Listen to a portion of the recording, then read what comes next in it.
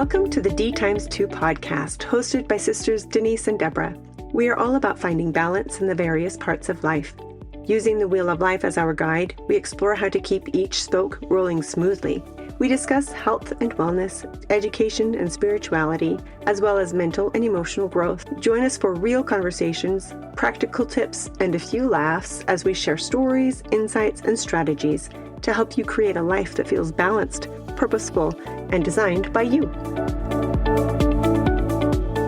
Good morning, Deborah. Good morning, Denise.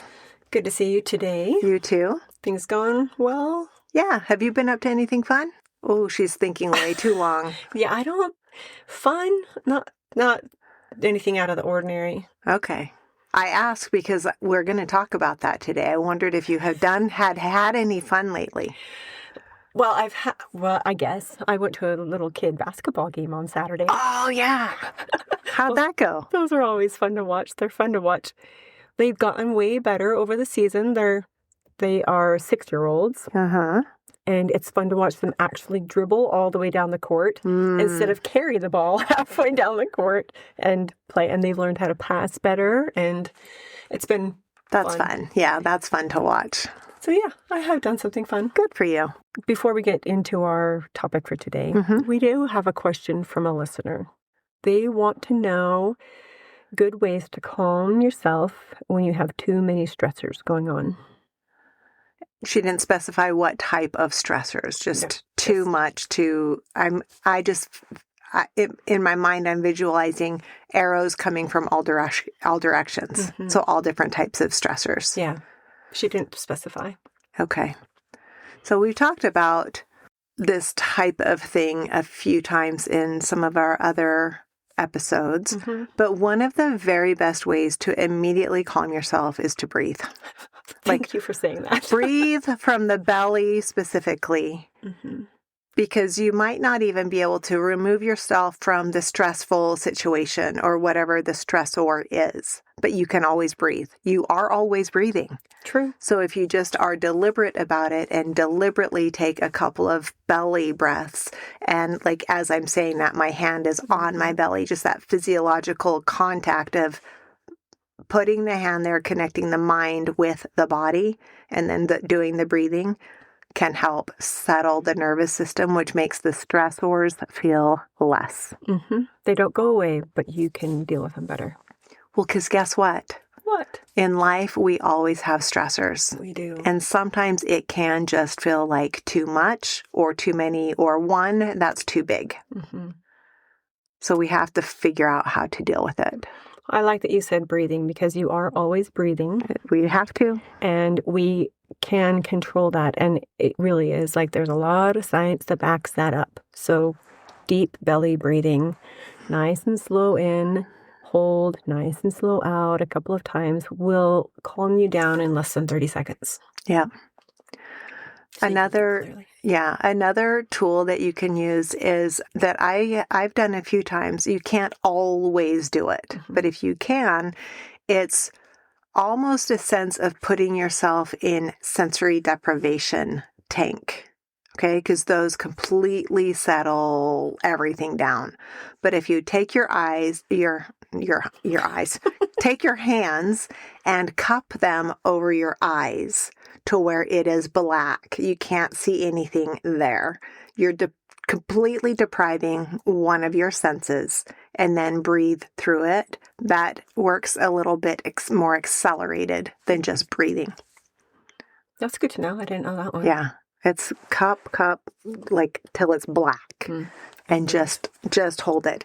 It also, like, just because like we're looking at screens all the time, the light all the time, eye strain is a real thing. It's a stress.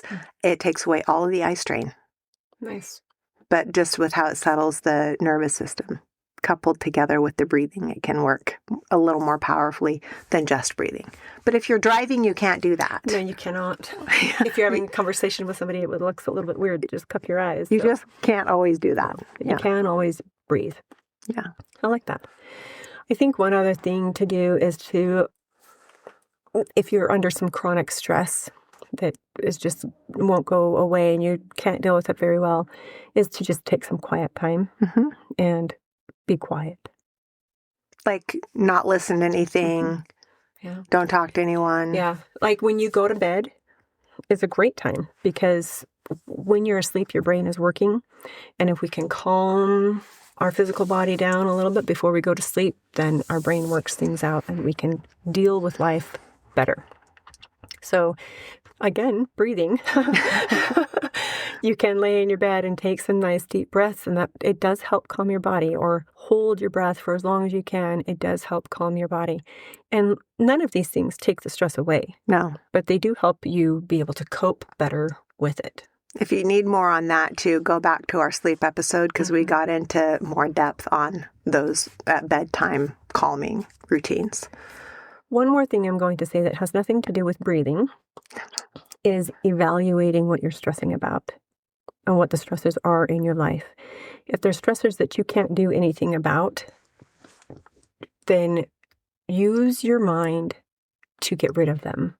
To say, you know what, I can't do anything about this. It's going to go on whether or not I like it, and I can't do anything about it, changing it. So I will do what I can with myself and move on to things that you can handle, that you can change. So it's almost the water off a duck's back principle.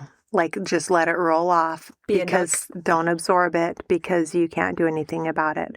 That ties with the last thing I was going to say, which is just do a couple second mental reframe, like shift the perspective of it. Because if you can't do anything about it, then you can't do anything about it. Let it go. Yep. Let it go. Don't let it eat you alive or weigh on you. But if you can do something about it, take power in that and be proactive about it. Yeah. Hopefully that helps that person with the question. Those are some good things. Yeah. Some of the simplest available to all things. Yeah. Yeah. That will help with that. They're all free. There's so much free goodness out in the world. So one thing that can help you deal with stress we're going to talk about today, and that is the spoke on the wheel that we call fun or play or recreation. It's one of my most favorite spokes. You do like this one a lot. I do. Deborah likes to have a good time and play. I do. Especially in the summer. Yeah. Okay. Have you played lately? I played by watching a basketball game. Little kids. That to me is play because it's so funny to watch. Have you played lately, or do you feel like you can play and not feel guilty about it? Oh, I feel like I can play and not feel guilty about it. I don't generally feel guilty about it. Okay. Because I'm responsible enough. If I'm supposed to be at work, I'm at work. That's good. If I have things I'm supposed to be doing, I get it done. But then I have time also that can be playtime. I will say, as unfortunate as this sounds, I do let weather dictate how much I play because I like to play outside. Mm-hmm. There are things I do for play inside, but I prefer outside. I want there to be sunshine, and I want there to be warmth, and I want there to be no wind. That's like my magical trifecta. That's funny because you live in a place where 6 months out of the year it's cold and windy and the sun doesn't shine. Like 5 out of 7 days are windy. It's ridiculous. Yep. Yes. But most of the time I can overlook 1 or 2 of them. I have been, I'm going to say, playing in the form of coloring lately. Nice. I got some fancy markers and I got a very tropical themed adult coloring book. So that's good. It's a form of play for me. It takes me back to something I used to do when I was a kid, but it's in adult form. Mm-hmm. And while I'm coloring the beautiful tropical plants, I go away in my mind to those tropical islands and it feels like I'm truly having a great time. Good. So it's also relaxing to me. That's good. Do you think that you need to schedule play? I think so. I think it is good to have it on the calendar. Like in the summertime when you and I are playing pickleball, it's on my calendar. Mm-hmm. Nothing takes precedence. Very few things will take precedence over playing pickleball in the summer. Like there are times I deliberately put it on the schedule. And for me, it gives me something to look forward to. Mm-hmm. Just like I have a trip planned that's in 46 days. It's been on the calendar for a while. It gives me something to look forward to. I'm not doing it right now, but it's like gives me excitement for future. Awesome. I like that. So scheduling play is good. We schedule things in our lives. But we don't have to schedule it. We can have spontaneous play. We should have spontaneous. Oh, for sure. Yeah.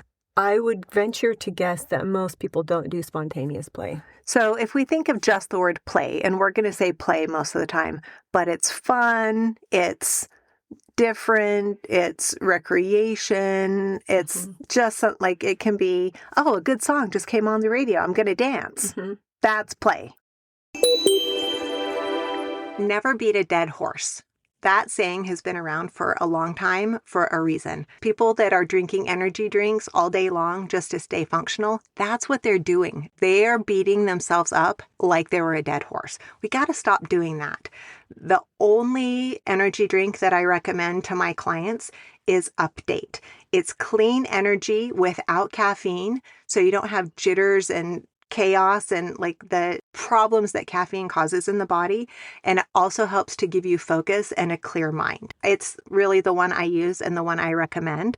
To get a discount off of your order, go to drinkupdate.com and use the code DX2. That's D times 2. That's us. So drinkupdate.com, and then the code for your discount is DX2. We work. We have chores. We have a life. Responsibilities. We're talking about things outside of those things. So scheduling is good. If you just look at your life, and if you're not having those fun times, those play times, those times outside of your normal responsibilities, maybe take a look at scheduling some of those things and planning some things so that you can look forward to it. Yeah. It makes your brain happy when you do that, when you play. It does. I don't love admitting this, but one of the forms of play I've also been doing lately is a game on my phone. It's a game, so it's play. There's a little bit of strategy involved.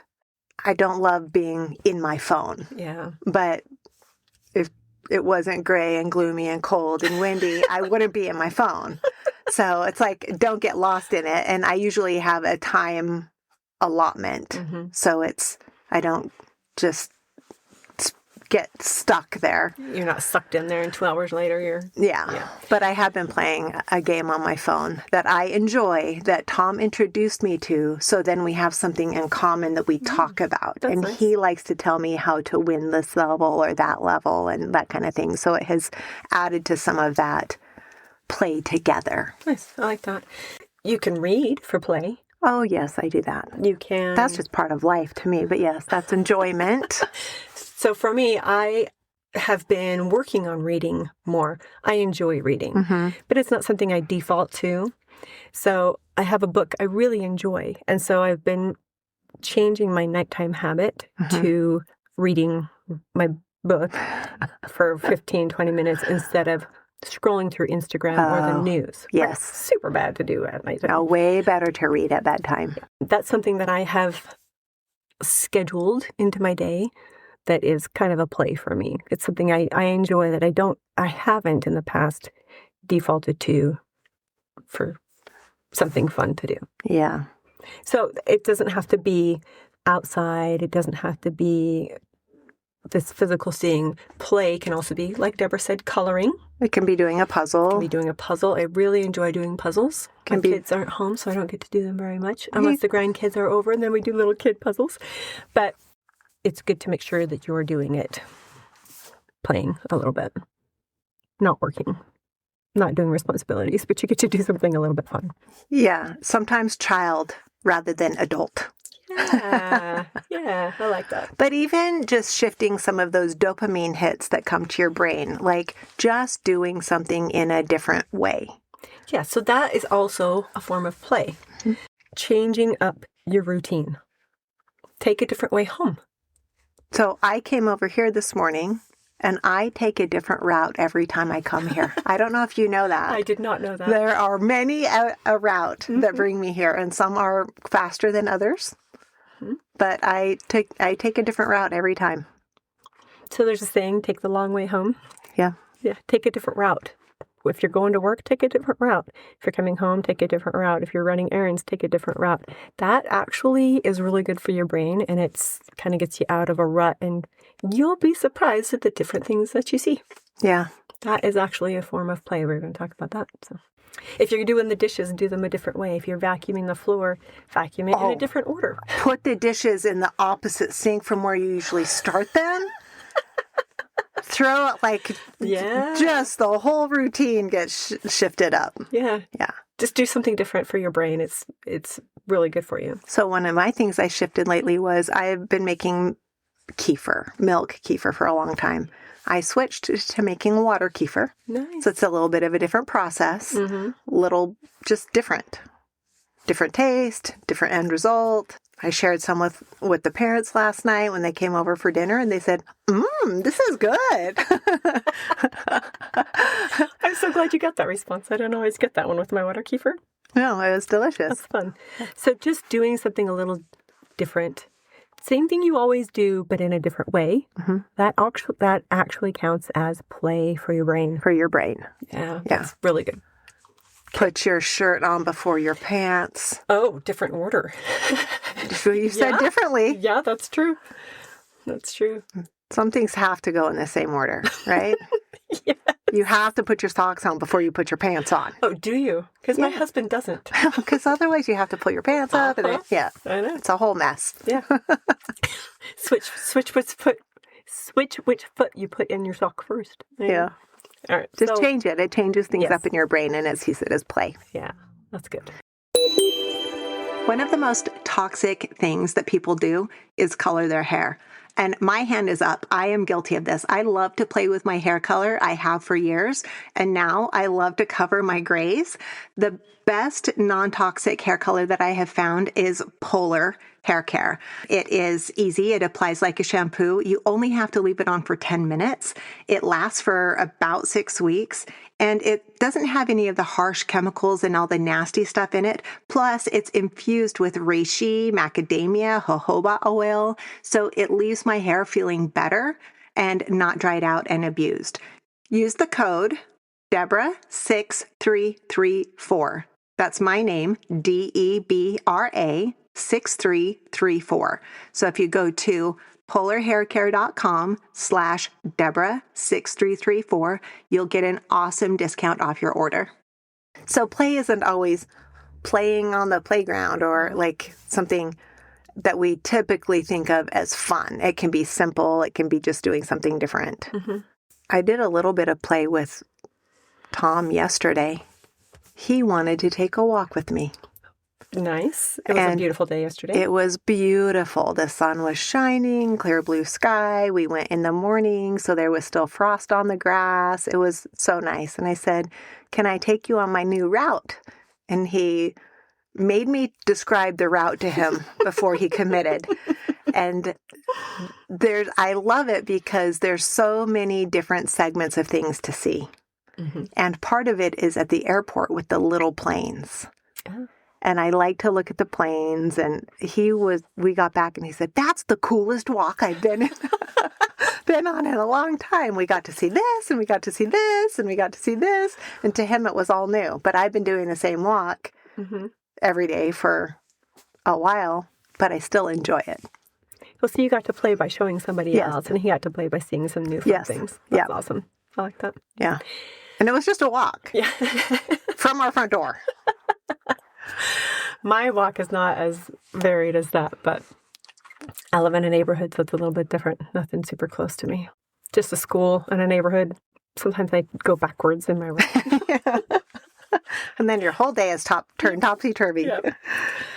Okay. What's another way that we can play? So we can make a list of fun things. So everyone's heard of a bucket list. Mm-hmm. Why not make a fun list? Simple things that you can do for fun if you have a free second, free minute, free half hour, you choose something from the fun list and do that. So what would be on your fun list? Is it a minute? Is it 3 minutes? Is it a half hour? Anything? Anything. Okay. So one of my fun things is to dance. I think I've mentioned that a time or two. Mm-hmm. So I would literally put on my dancing shoes and find something fun to dance to. Just all by myself inside my house, not outside my house, inside my house. Another fun thing for me would be we already talked about reading, but I love to read and I have a stack of books. Mm. So I would pick up from a new book and start a new book. My thing is with that, I have to have a time limit. That's why I was asking for time parameters because it's easy for me to just read the whole book. You do get lost in your books. I love reading. And I don't care if it's a novel or a business book or whatever the case may be. I love to do it. But right now I have a stack of books that are waiting to be dived into. And when I dive in, I will dive. Mm. Yeah. So you need a rainy afternoon. No. Okay, never mind. I'll do them at bedtime. Oh, I can do them at bedtime. Oh, yeah. Then you have a time limit because you get tired and you can Yes. put it down. That's usually my self-limiting time. My eyelids get heavy and I'm like, okay, I'm done. It's time for sleep. So something that's on my fun list that I really enjoy doing that over the last year, I really haven't done that much. And I'm hoping that it's different this year. Planning. Let's reword that. I'm planning that it will be different this year. Okay, tell. Hiking. Oh. I didn't go on very many hikes last year. I didn't either. And it made me really sad at the end of the year. I was like, I think I went on maybe 2 hikes all year long.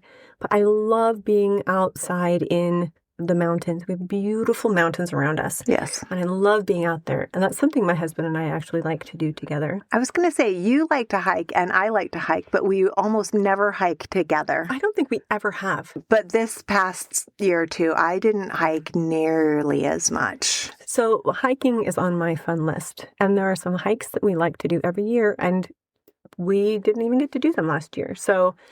But you're a fair weather hiker, right? You don't like to go when there's snow on the ground, or do you? It depends on which hike we do. There's one that if there's some snow on the ground, it's okay because it's a straight trail. It's in and out, and I'm not going to get lost. I don't really want to hike in the rain. I don't mind if it's cloudy, but I don't want to be out in the rain. In the mountains, that's not really cool when the lightning strikes. Yeah. Anyway, so hiking is something that's on my fun list. Something else that's on my fun list is baking. I like to bake things. I like to bake new desserts. I don't necessarily like to eat them all, so I have to have a plan for them. Yeah. But I really enjoy baking, and then the smells that are in my house after I bake, I just love. So that's something on my fun list. Do you have anything like baking-wise that you're working on? Like me, last year I was trying to perfect baking bread. Mm-hmm. I'm great at baking desserts, but I wanted to master bread. Yes, actually something that I haven't done yet, but it is on my fun list, is making higher protein desserts. Okay. So I've seen a lot of those, and I'm trying not to eat high carb desserts. Well, and if you make a higher protein one, it at least buffers out the carbs. Yes. So I want to make, this high protein gooey brownie I keep seeing, and that's on my fun list, to make some of those so that if I feel like I want a treat, I can have it and it's not going to destroy all the good things that I've done throughout the rest of the day. A couple of years ago, I wanted to perfect making cakes and decorating cakes. And I gamified it and had a couple of cake competitions with Mom. Oh. And then our dinner guests would judge the winning cake by appearance and also by flavor. Guess who was the winner? You. Yes.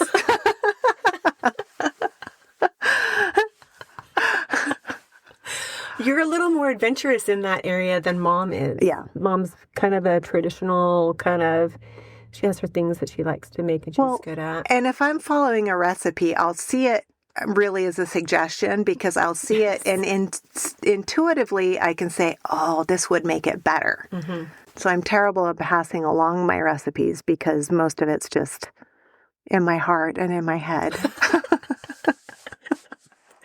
Not on paper. Yeah. Or in the computer. Yeah. Well, see, that's fun. Yeah, it was fun. Cool. It was play.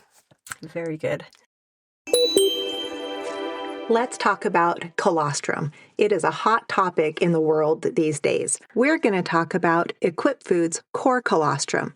Each scoop contains 3 grams of grass-fed, pasture-raised, antibiotic-free colostrum, where most on the market only contain 1 gram. Colostrum is a nutritional powerhouse that has been shown and proven to enhance immune function, gut health, and recovery with vital nutrients. So what exactly is it? Colostrum, also known as first milk, is produced immediately following a newborn birth. It is vital nutrition, providing all the nutrients and fluid a newborn needs in their early days. It also applies to all people. We all need that nutrition. Equip Foods core colostrum is a type A1 and A2 milk, which is the highest tier milk you can get. Also, while core colostrum is a dairy product, it does not contain milk or lactose. So most people with lactose intolerance usually find colostrum very digestible and beneficial to gut health. Now, I know you're wondering how you use it. It's so easy. You just need 1 scoop per day, and you can add it into tea or coffee. You can add it to a protein shake or to yogurt, or you can even add it into your favorite baked goods. It's also cost effective. So its core colostrum is about 51 cents per serving compared to 91 cents per serving or more for competitors. So if you go to equipfoods.com and use the promo code D2 or DX2, you'll get a great discount. So let's talk about that gamifying. You said you gamify bakings. What are some other things that we can gamify? Things that we do on a normal basis to turn into more of a game and make it more fun. Who can fold the clothes the fastest? Oh, I've done that with my husband. do you win? No, he wins because he is so fast, but I am very tidy. I was going to say it depends. Yeah. Well, he finishes first, but mine don't have to be refolded.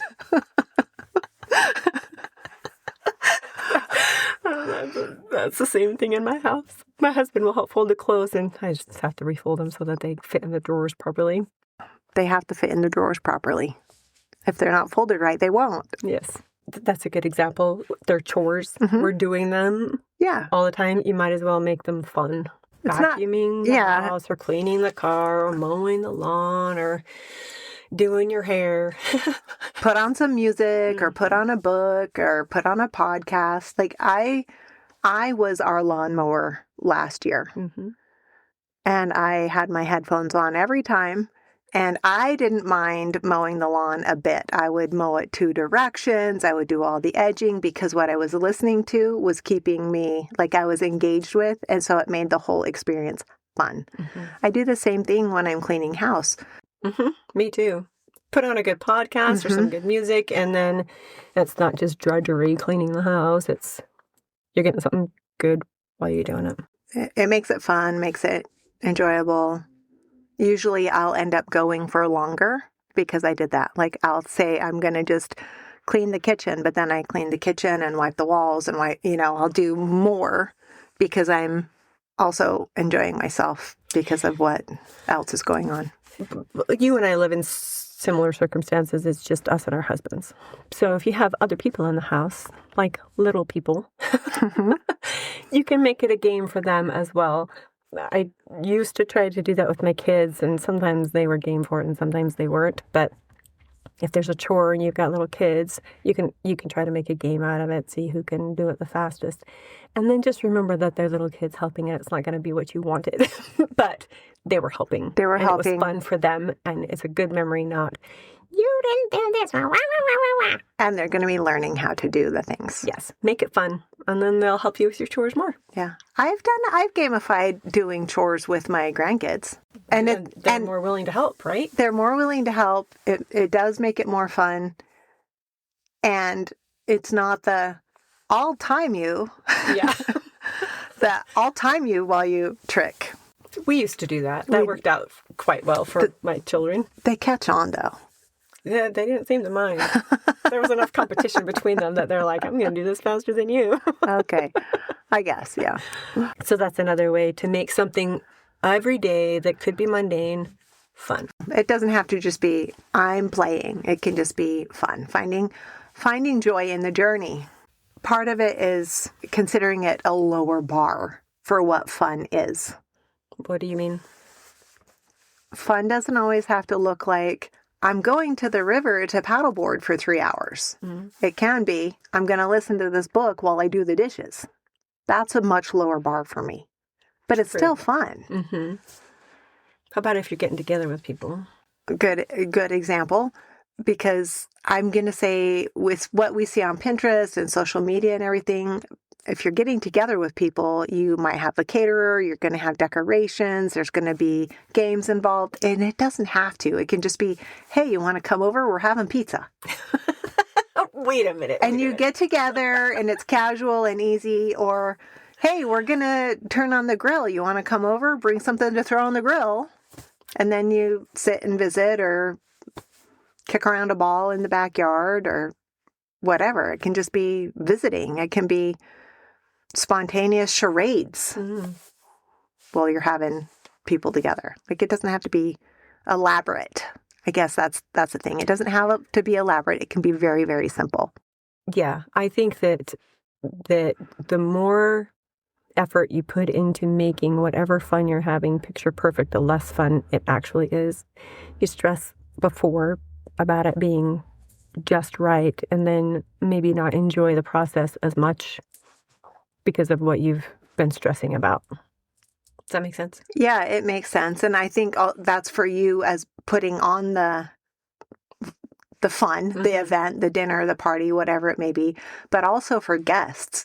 If they're coming and they know it's casual, they will be more casual and let their guard down more than if it's a more formal put on event. They'll be more stuffy. Yeah, they'll be less relaxed.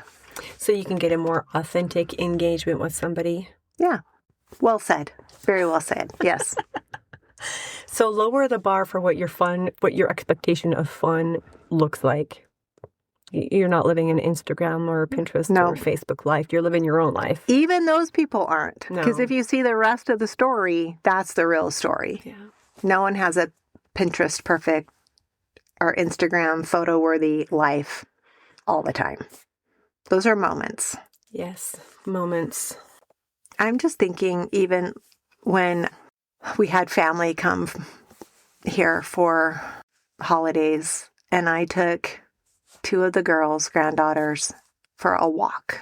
We were gone for hours because we were talking and we were exploring and we were cartwheeling and looking at all the things. We walked down the street. We walked through a park. We walked along the river. And it was fun. That's when I learned I was the fun grandma because I did something with them. And all we did was take a walk. Yeah. So some of it is just spending time and being invested with the people that you're with. Yeah, that's true. Will lead to fun. And as you said, those authentic connections. I took all of our kids and grandchildren to an Airbnb when our youngest son was getting married. You had house full. Yep. There were 16 of us in a house all together. It was quite fun. For a week. For a week, yes. And some of the most fun we had was just spontaneous fun. Yeah. They had a game room. We went up and played, they played Duck, Duck, Goose. And we did the hokey pokey. And we just went up and just danced and had a good time. And they loved that. Fun doesn't have to be scheduled. If you're not having fun, then you probably should schedule some fun. Yeah. Until it becomes part of your life. Yeah. Lower your expectations for what it needs to look like. Preconceived notions of fun don't turn out to be fun, generally. I'm going to say and actively look for those moments where you can just inject a little bit of fun. Everyday, mundane things can be fun if you change your perspective and change your routine and add some music or a podcast or add some children into the mix, involve your kids, and make it fun for them so they'd see that ordinary life can be a good time. Yeah. And they're not just looking to be entertained. Yeah. Fun, play, recreation. It's a spoke on the wheel of life that can be planned, doesn't have to be, but it should be part of your life. But it's important to to understand it's a whole spoke. It is a whole spoke, but it's that important. Yes, and it looks different for everybody. Yes, as we have shared different things that we like, that we find fun, and different ways that we make everyday things. You have to translate it to your life because we're all different interests, different hobbies. I find stuff to do inside when I have to. Yes, she does. But it's just different for different people. Yeah. So make it look like your own. Make it simple, casual, and make a fun list. I really like that suggestion. Yeah, I do too. I'm going to do that for the next 6 months. I have kids moving home to live with us for like 10 months.